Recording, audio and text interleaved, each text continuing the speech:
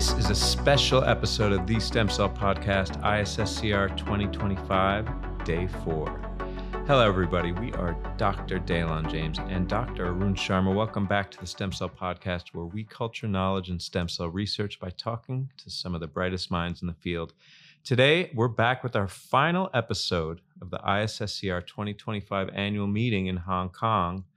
We'll be discussing highlights from Day 4 of the meeting and sharing our thoughts on how it all went. If you're tuning in for the first time, be sure to visit www.stemcellpodcast.com or your favorite podcast app to check out our episodes covering the 3 previous days of the meeting. We're going to kick things off in just a minute, but before we get to that, are you taking a cell therapy to the clinic? Work with a dedicated team that understands the path from bench to bedside. The Services for Cell Therapy program at STEMCELL Technologies offers tailored support to meet your unique needs, including custom product development and regulatory support. Learn more at stemcell.com/cell-therapy-services. We'll jump right into it for this morning's plenary. Of course, the last day of ISSCR is always a little bit light. There's no concurrence. There's just 3 plenaries, really. The awards session. And then, we'll talk about that and then wrap things up with our overall thoughts of the meeting. So plenary number 4 was stem cells for human therapy. And this is following the theme of prior ISSCRs. And I think part of this is probably strategic to get people to stick around to the last day, is talking about some of these big time clinical results that are coming out recently from existing clinical trials. So that's the title of this session, Stem Cells for Clinical Therapy. Led things off actually with something that's not directly clinically relevant, not a clinical trial per se, but Jean Yang led things off from the University of Sydney, from pixels to profiles, predicting single-cell transcriptomics info straight from histology images. And this was a really cool tech talk, very big data-oriented, where she was able to leverage external data sets from 150 data sets to build a pan-organ signature for allograft rejection. That was one application here, but the big picture was basically figuring out ways that you could predict gene expression patterns from data sets that you wouldn't expect to be able to extract information from, such as histology. So that was one application there. They're looking at allograft rejection. She also mentioned that, surprisingly enough, maybe not so surprisingly, ChatGPT is pretty good at predicting cell types from transcriptomic data. And one question is, again, can we predict expression from histology, which is wild to think about, just H&E sections? And she was able to show that, yeah, you can do a pretty good job predicting gene expression just from histology. But like we've talked about here on the podcast, when you're thinking about machine learning, when you're thinking about AI applications, it's all about that training data set. So it's pretty good. She showed some of the correlations between the AI predicted results and the ground truth, and not perfect, but the correlation was pretty solid. So really interesting food for thought there about how our new ChatGPT overlords can perhaps be incorporated into our transcriptomic analysis workflows too. Cool to think about. Next talk was from Stuart Forbes at the University of Edinburgh.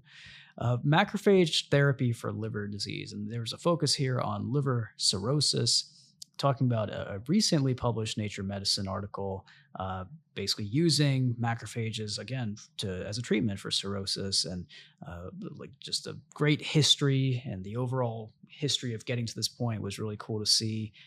The study didn't meet the primary endpoints initially after 1 year, but after 3 years, they're able to show survival and improved survival for patients who have received the treatment, the macrophage treatment, significantly improved over the untreated group.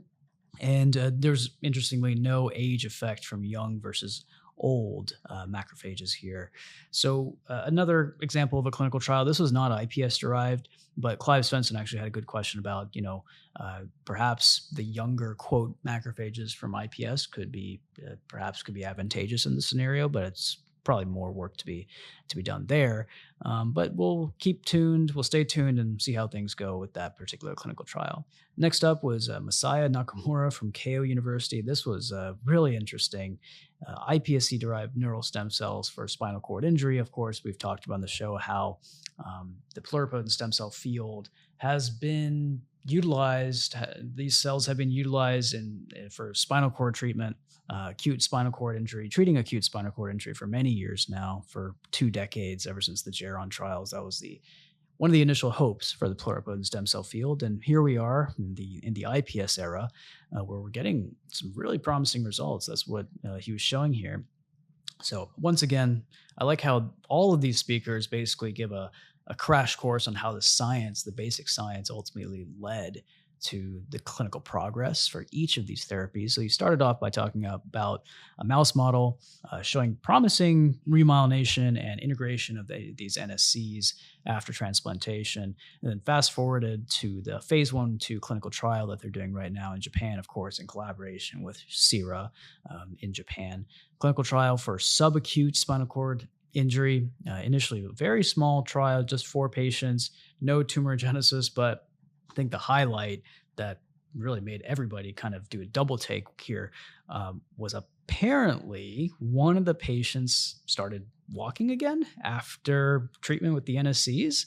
And, I wanted 100% confirmation on that. I wasn't completely sure about if that's what he said or not.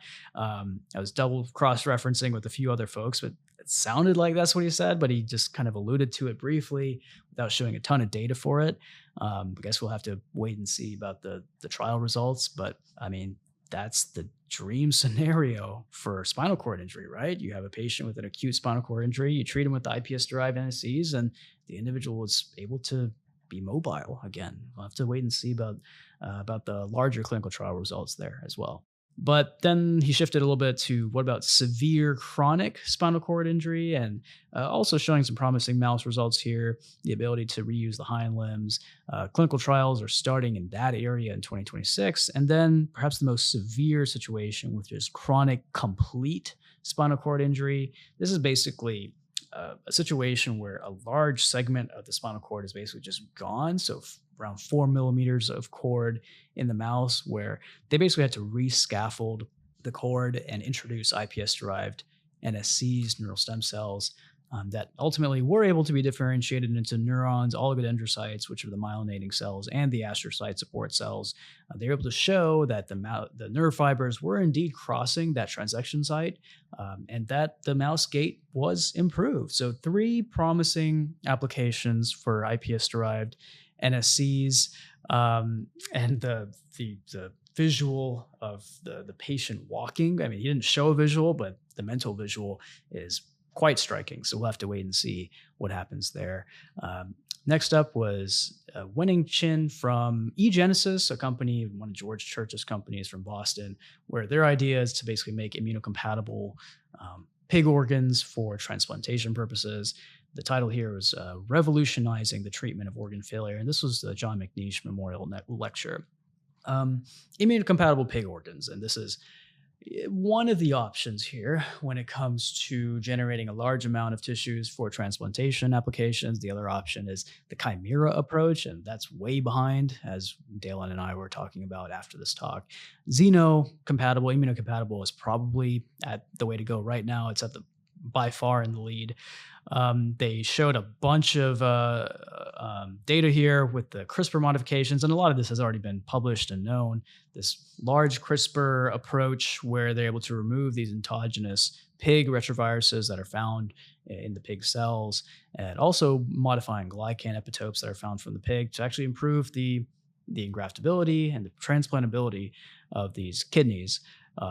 And fast forwarding to the transplant, right? So there are multiple individuals, a handful, who have received these immunocompatible pig organs, pig kidneys, either from eGenesis or Revivicor, which is a United Therapeutics company, and it's been going quite well. And she gave an example about how one of these individuals who received the eGenesis immunocompatible pig kidney was at Fenway Park in Boston and watching a Red Sox game. So people with immunocompatible pig kidneys are among us. They're walking around, and the next step here is inevitably extending these studies to other organs as well.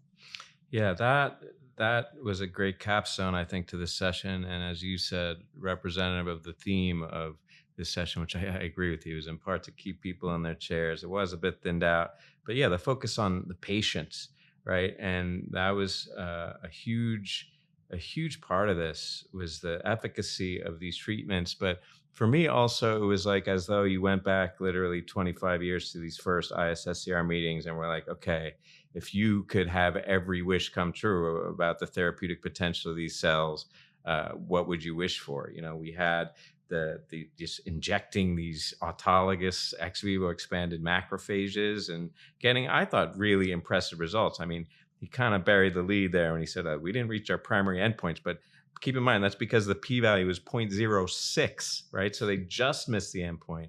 And then when you compare the control versus treated groups, you had only 1 versus 10 clinical events. We're talking about total N equals, I think it was 23. So, you know, half of the untreated had clinical events where only 1 of the treated didn't. And then 3 years later, 2 of the treated had died, whereas 8 of the untreated had died. So very exciting, encouraging results.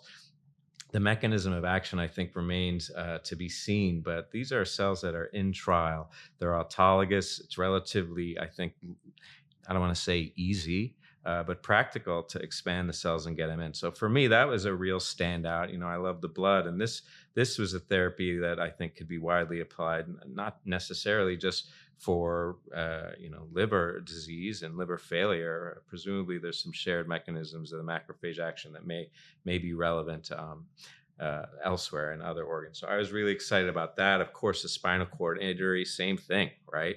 It's back to the old days where you're showing videos with the mice regaining their gait, except here we're talking about potential patients getting up out of their chairs. Holy amazing. I mean, Arun literally,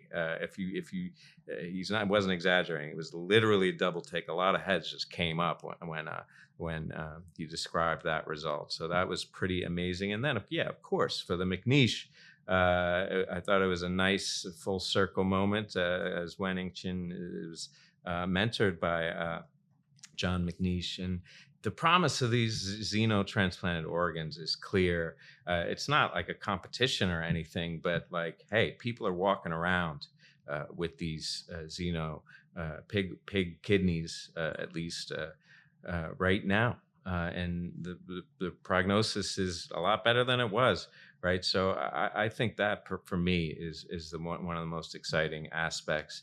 And I loved how, the arc of organ transplant mostly focused on the recent years, but here culminating in patient treatments that are efficacious.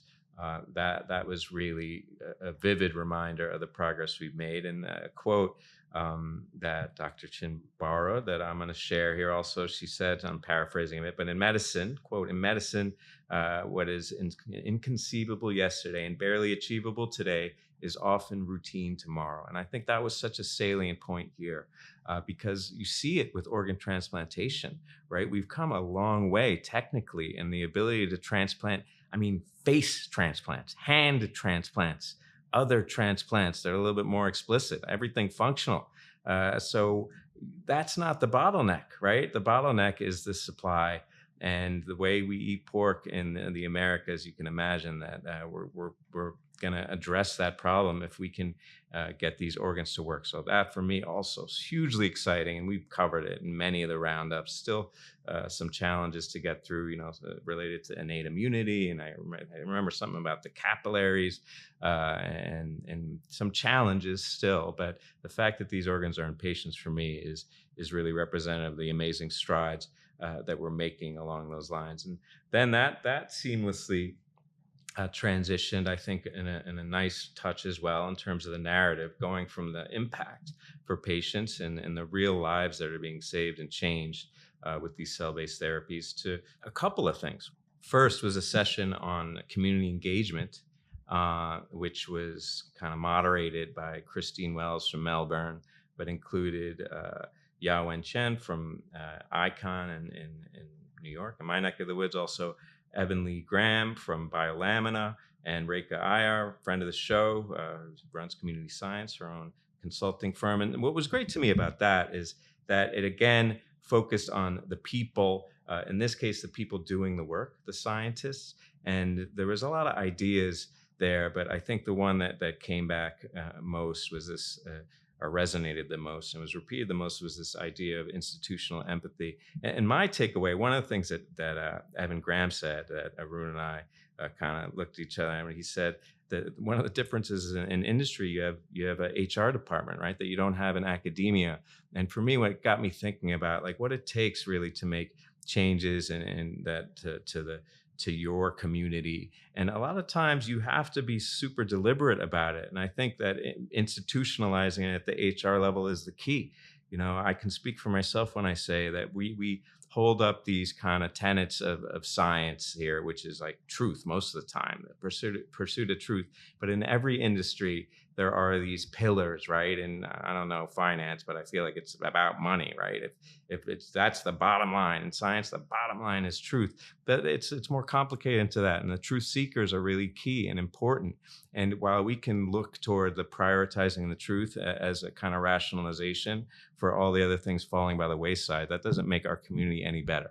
But I'm guilty of it myself. I mean, we're so busy. It's hard to really be deliberate about creating those environments. So my new idea is advocating for the Institute for hiring people, for having dedicated positions for this, because you really need to have leadership that's going to set some standards and maybe, you know, some guiding principles that we can then all agree upon and adhere to. So I was really I surprisingly engaged with that in a session, not just because Reka is such a great speaker as well as the others, but I'm always glad to enjoy one of her sessions. And then finally, after that, getting back to the patients. I mean, this one I always end up walking out with my eyes full of tears. But I love this session because it was inspiring at the same time and showed the reality of these therapies and their efficacy and all that stuff, notwithstanding the real great, beautiful thing about them is the lives that are enabled. And in this case, the life of Josie Chow, who was diagnosed, decades ago and has had a challenged life, but I would say a complete life in spite of it all.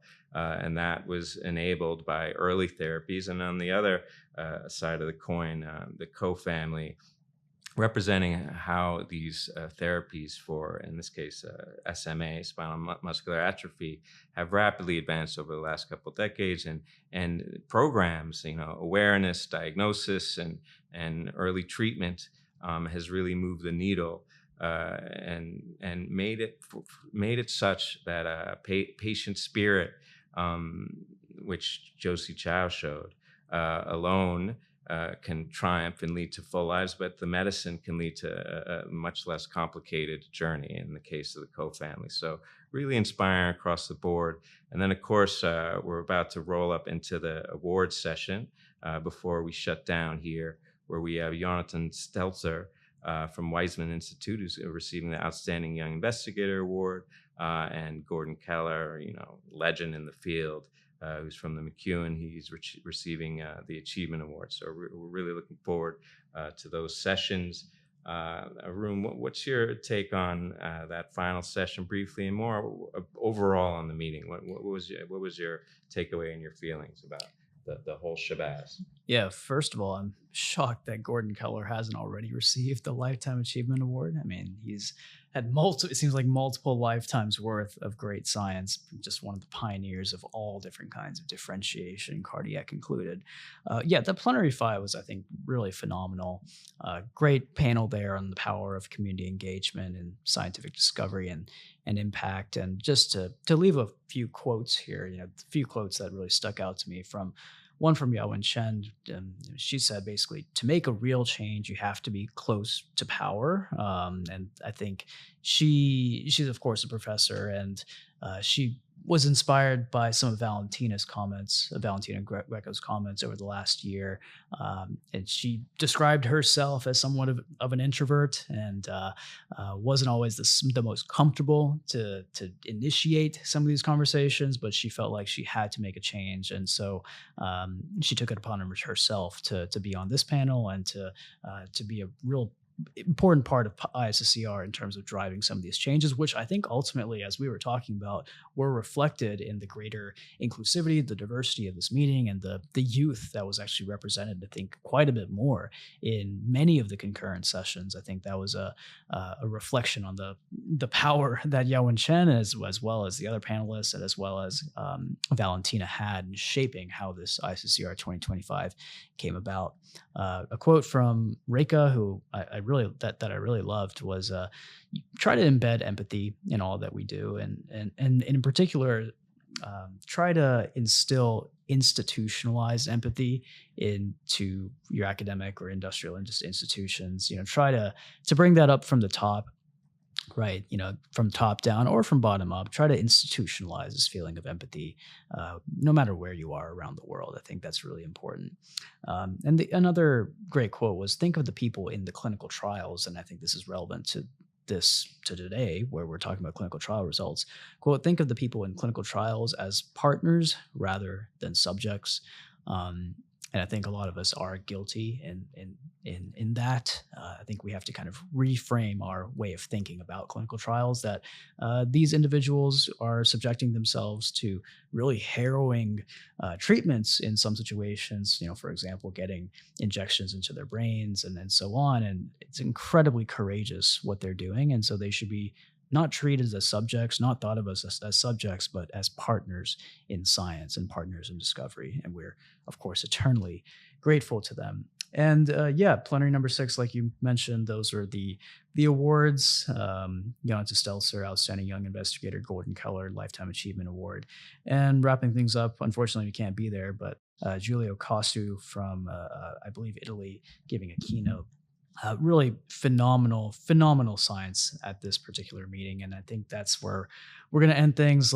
We can talk a little bit about just our overall feelings of the meeting. I mean, first of all, beyond the science, we have to highlight Hong Kong, right? I mean, that is such a center point of this meeting, in part because a lot of us, so many of us in America or in Europe or on the Western side of the world, I suppose, have never ventured this way. And this was my first time being in China and in Southeast Asia. And it's just experiencing a whole new culture. Just a beautiful city, so much incredible food, a vibrant environment. And as we talked about multiple times here on these roundups, just a welcoming culture, a welcoming people who are just willing to help you out, even if, we speak slightly different languages, or, the communication isn't always there, but people are always willing to help you out, even if they are. Everybody seems to be in a bit of a rush here, but I totally get it. It's like it's a metropolis. Things have to move quick, right? In the science, though, it was also really gratifying, especially in the delegate sessions, for example, that, we have folks who are listening to us all around the world. That was really exciting to see. But also just we got to see firsthand how incredibly advanced science is here in this part of the world, in China in particular. I mean, so many things are moving into clinical trials on the IPS side of things. IPS-derived clinical trials, and you name whatever tissue type, disease type, they're at the forefront of this. Chinese science is absolutely second to none, and I think sometimes as Americans, we don't always acknowledge that the science here that's happening here is absolutely world class, and has ascended extremely rapidly. Really, really cool to see the incredible science that's being done at this meeting and in this part of the world. Yeah, I agree with you on all those fronts. First, Hong Kong was A+. Loved being here. Such a one of one type place, and I really enjoyed it. And the people, as you said, so welcoming and generous. We talk about institutionalized empathy. It seemed like they have like a nationalized empathy program here. And regarding the science, yes, I thought this was a meeting about, as the momentum has moved forward, about translation, but here with the real emphasis on the patients. And I want to highlight that, as you did. It can't be highlighted enough, that the patients are the centerpiece of all the work, not the subjects. There are partners in this, and it's really becoming even more salient as we enter this age of, trials where there's patients getting sham surgeries. They're getting surgical boreholes, not as penetrative, but like in the Blue Rock trial, for example, there's going to be a cranial surgery, and patients aren't going to receive any cell therapy. And that's necessary, right? But think about the courage it takes, and think about the commitment. So I think it's really time that we started to elevate the patients more than we have in each of our own practice. And just speaking for the meeting briefly, I think that this was, we mentioned it before. I think it's fair to say this was kind of like the DEI SSCR in intent. And I thought there was a really great job done there. But what was interesting there, with all the intention, I think it was really underscored how far we have to go. I mentioned briefly about the language issue, which maybe has a technical fix, but also just across the board, DEI and the principles, forget about the letters, but the principles have become weaponized in America. And I think that really hurt this meeting in a material way. I think there were a lot of attendees that weren't here because of the nonsense that's going on politically. The real message and the intent behind the DEI is just better science and a stronger community. And look at what those efforts have done in our midst, in our field of stem cell science. I think a lot of the progress can be attributed to the diversity of opinions and expertise, and all the diversity of patients and unmet need that we work towards. So I really think it was a mission accomplished for Valentina. Great job. I'll miss you as president, but really looking forward to the incoming leadership, and really have had a great time. Our thanks go to the ISSCR staff and leadership. Also to the podcast team has been essential in greasing the wheels for us. We've been scrambling here for the last 4 days on a very weird jet lag schedule. And I gotta say, it's been pretty easy and a pleasure. Thank you guys so much for joining us for this episode series that brings us to the end of our ISSCR 2025 episode series at the meeting. We've met a lot of people, had a lot of fun, and we already can't wait until the 2026 meeting in Montreal. We're going to Canada, y'all. Don't forget to subscribe to our newsletter at www.stemcellpodcast.com. You can also reach out to us on X @StemCellPodcast, Blue Sky @StemCellPodcast.com, or by email at info@StemCellPodcast.com with feedback or to suggest guests for the regular show. Until we get back onto that schedule, thank you guys so much for listening. Arun, any final thoughts on the meeting or any message to our listeners? Love you guys. Thank you so much. Loved meeting all of you. See you in Canada.